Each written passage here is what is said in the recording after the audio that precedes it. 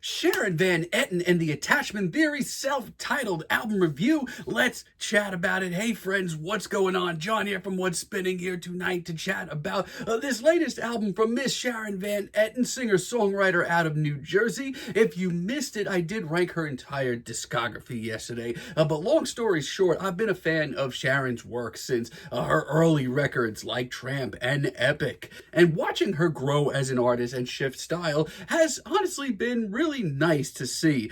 She has usually stayed pretty well centered in that singer-songwriter feel, but she has adjusted her sounds over the years, which leads me to this latest record of hers, her first billing it under Sharon Van Etten and the Attachment Theory. And leading up to this thing, she was dropping singles that, kind of like I thought, sounded very rooted in her past, but also very different, especially in the moment. Let's chat about this thing. The album starts off with Live Forever, and my goodness, is this like the coolest intro I could have asked for. This is a grim, dramatic, synth-driven track that really does take its time. I mean, this thing does really creep along very slowly. There's a lot of tension here. And Sharon sounds like a damn prophet on this track. Her vocals and lyrics are equal parts introspective, but really haunting as well. It's a whimsical track, but one that's also driven by raw emotion. And is this classic Sharon Van Etten at its core?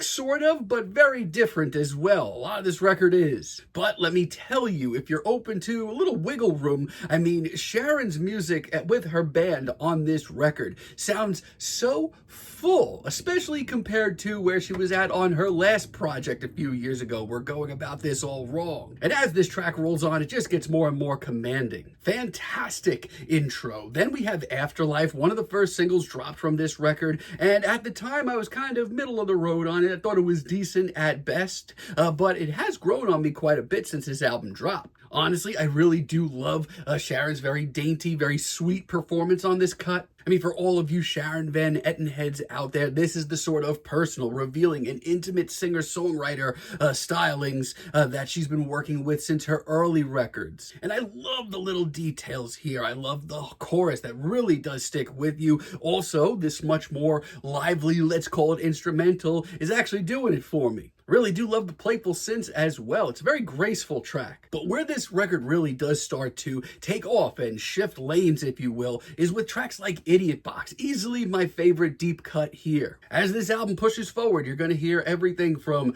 dream pop to new wave to post-punk to shoegaze. And on tracks like Idiot Box, I mean, it comes together so nicely. How can I be mad? I love the upbeat riff that we get here. It's nothing too heavy, so to speak, but it gives this track a little bit of drive to it. But most importantly, it brings out the best in Sharon too, because her performance on this cut is fired up, man. It's passionate, it's charismatic, it's full of a little swagger this time around. Dare I say, it's a pretty thrilling performance. Honestly, I really do love a lot of this record, and when Sharon and company lock in on some of these grooves, I'm very much a fan. The Trouble single, I've been listening to it quite a bit. I love the pacing here once again. This is sort of a patient album. A lot of these cuts on here are going to have you sit with them for a few. I mean, this one really does slither along super slowly. It never really pounces, but Sharon's performance, once again, is mind-melting. Her performance is so intense and commanding, but also really beautiful, too. It's dreamy, it's hazy, it's surreal, and this track packs a wallop of emotion. I mean, it's tracks like this that I get lost in so quickly. Personally, of the singles, I think this one goes unmatched. I think what I really do appreciate the most about this project is the way that Sharon just seems to be revitalized by a lot of this record without really taking away from where she's been either. And she honestly doesn't drop the ball too much. And they honestly don't even drop the ball too much. I mean, I'm personally kind of middle of the road on Indio. I mean, this is the most straightforward cut here. This sounds like the who's who of indie rock in the mid-2010s. And like, it's not bad, but we're also getting so far away with cuts like this from where we were a few moments ago that doesn't even sound like a Sharon Van Etten track anymore. It's far from bad, but compared to the rest of this record, it's not even close. And for me, Fading Beauty is by far the weakest cut here. This is an odd one. This track just seems so wildly out of place to me. This sounds like a B-side aside from her last record. It's just very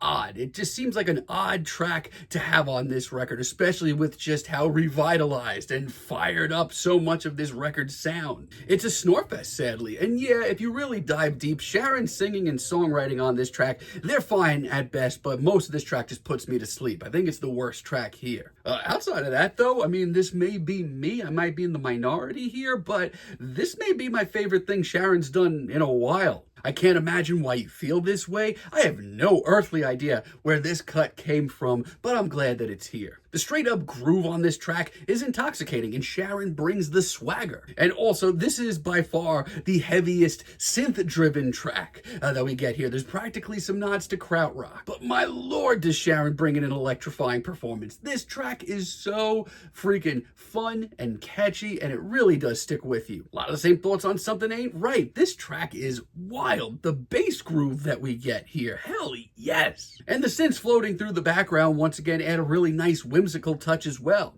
And while we're still pretty far from the very intimate recordings of Sharon's early days, this just sounds like a great modern sound for her. And once again, there are nods to everything from post-punk to dream pop, new wave as well. And for some longtime fans, it's going to take some time to set in. But it's got the drive, it's got the passion, it's got the emotion. Also really like Southern Life, What It Must Be Like. I mean, this was the first single that Sharon dropped from this record that really hit me hard. And if anything, it's grown on me. I love how big, bulky, and elegant this track comes off. And it's probably the heaviest cut here. And Sharon, once again, steals the show. Her performance here, not only is it monstrous and just big and gaudy, but it's also beautiful. And a lot of these tracks also have this very Sharon Van Etten-esque drama to them. Honestly, it's really, really easy just to get lost in, at least for me. And I Want You Here as a finale is the sort of cinematic track that I didn't think that Sharon even had in her, but hey, here it is. It's glitzy, it's glistening, that slow, creeping along pacing is back, and Sharon's vocals, they are at their smokiest. There's almost some like Angel Olsen, all mirrors flair to it. And yeah, it's also one of this album's biggest statements. In that respect, it is flooring. It's a hell of a finale, wrapping up every idea, emotion, and sound that this album had to offer. I mean, overall, is this far from where we've been with Miss Sharon Van Etten? Yes, it is. It absolutely is. But for me,